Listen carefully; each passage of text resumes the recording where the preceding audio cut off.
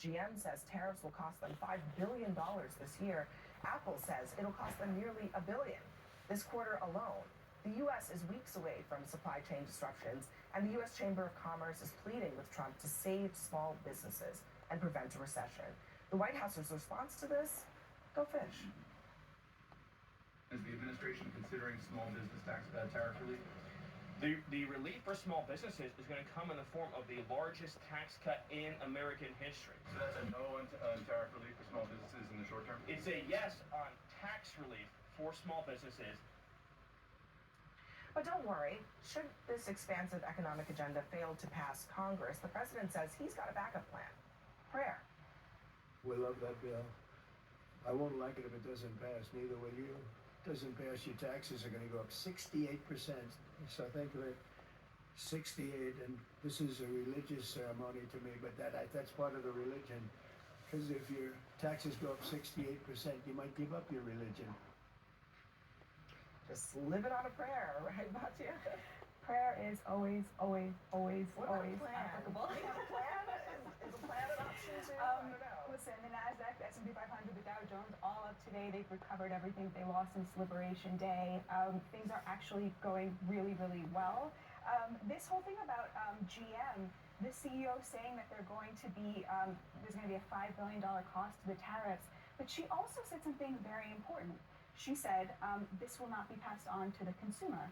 So where is it going to come from, you might wonder? Well, they brought down their projections, not projections. All of for it will profit. be No, she said none of it will be passed on to the consumer, that this will come out of the profits. They projected 14 billion profits. They're taking that projection down to 10 billion.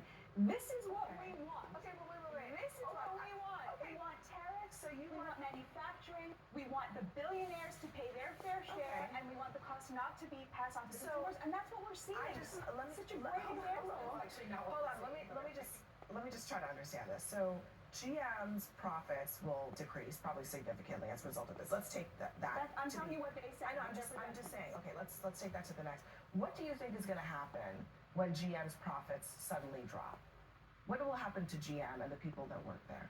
The CEO herself, Mary Barra, thanked President Trump for this because she is a patriot and she understands that the situation we're in with China is not sustainable. Shareholders would like to have a word. We sold out our future to China. Somebody had to do something about that. Shareholders So the would like to have corporation, a word. the corporation's going to take less money.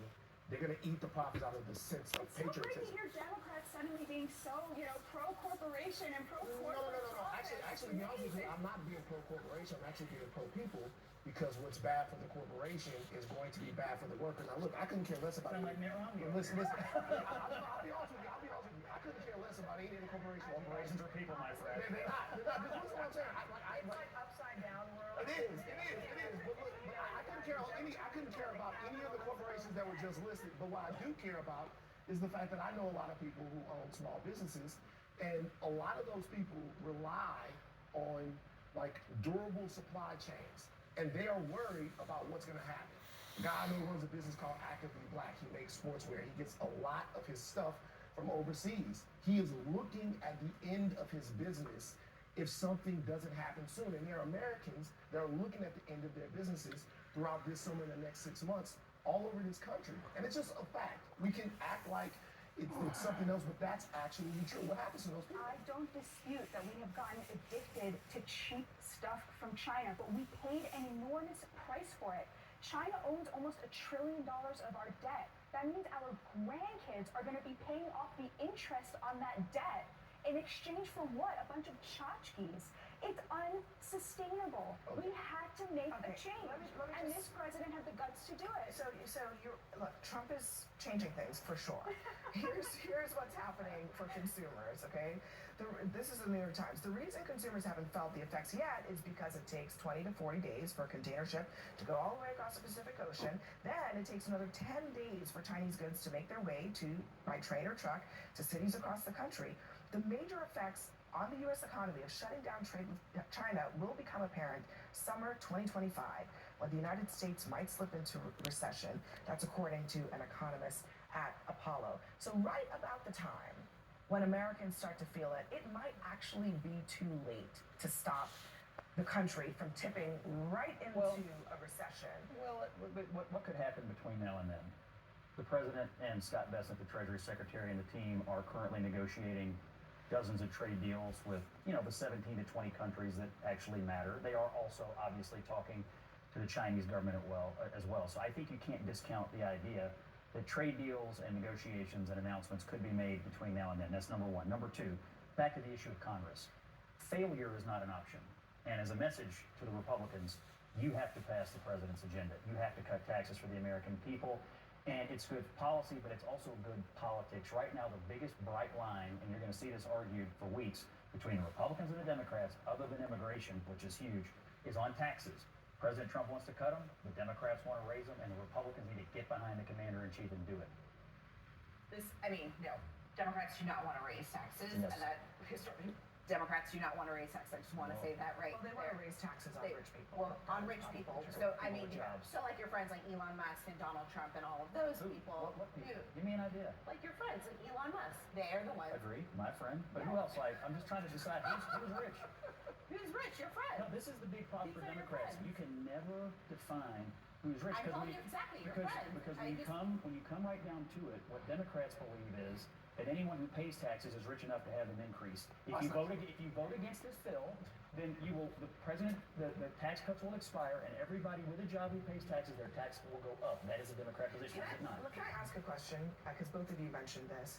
What happens when the U.S. economy is slowing, and then Congress votes to raise the deficit by trillions of dollars, and so now we have more debt? How does that work? I mean, how does that make us put us in a better fiscal position? I think, well, first of all, they do need to restrain spending. I've been talking about this for months. I think we ought to go back to the pre-COVID spending levels. They probably won't get there, but we need to have a combination of tax cuts and spending cuts, and that's what they're trying to find right now. Sounds like what they're doing is just adding more and more to the proverbial Christmas tree. No taxes on anything, but they don't want to pay for a single part of it.